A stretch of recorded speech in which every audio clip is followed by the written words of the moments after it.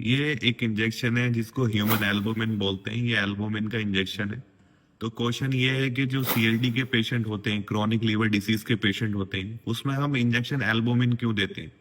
तो injection albumin इसलिए दिया जाता है क्योंकि सीएलडी के जो पेशेंट होते हैं उसमें एल्बुमिन बनना कम हो जाता है, और जिसकी वजह से जो ऑनकोटिक प्रेशर है वो कम हो जाता है।